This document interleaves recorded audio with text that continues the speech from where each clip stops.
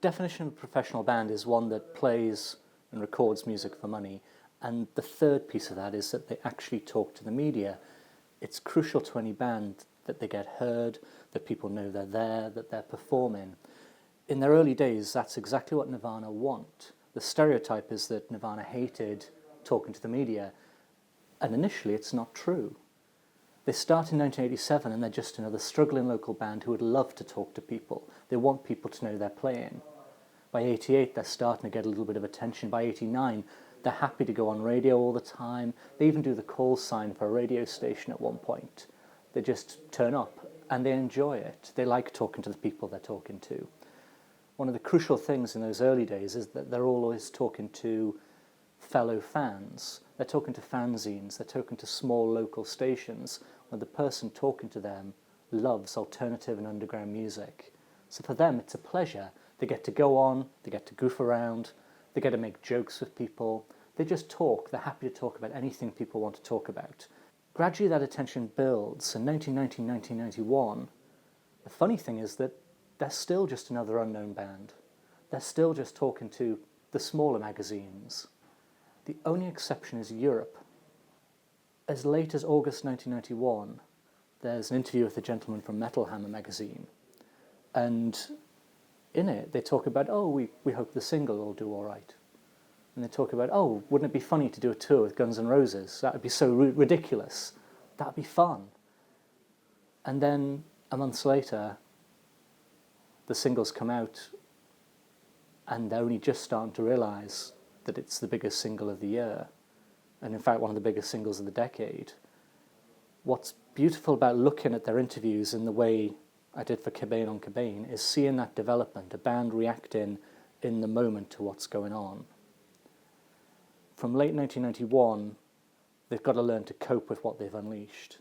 They are interviewing for full days at a stretch. If you can imagine that, sitting in a room for 8 hours, just answering questions, and often the same question, again and again and again.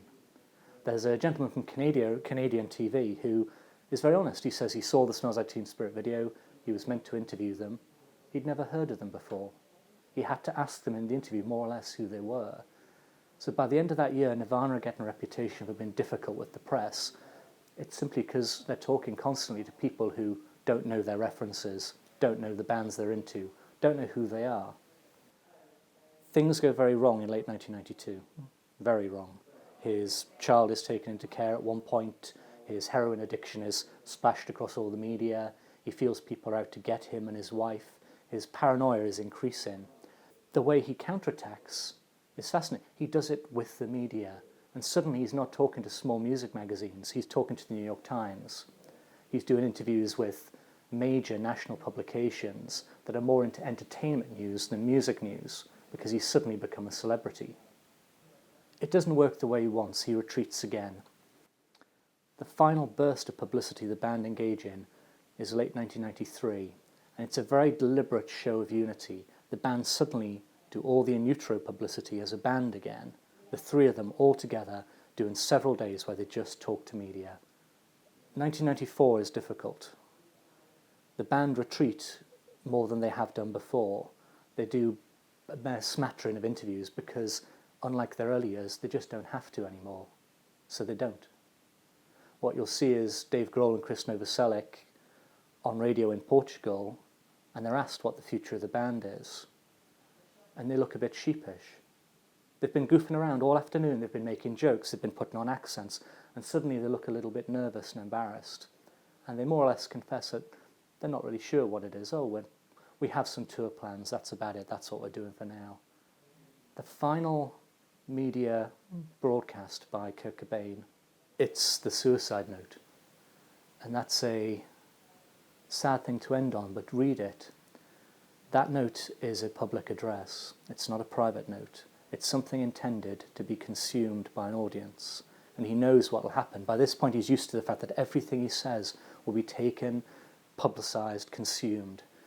That note is designed to speak to an audience that he didn't necessarily want to talk to. By that point in his life, he didn't want his life on display. And yet the final thing he does is he writes this note that's talking to that audience. Isn't that a funny one?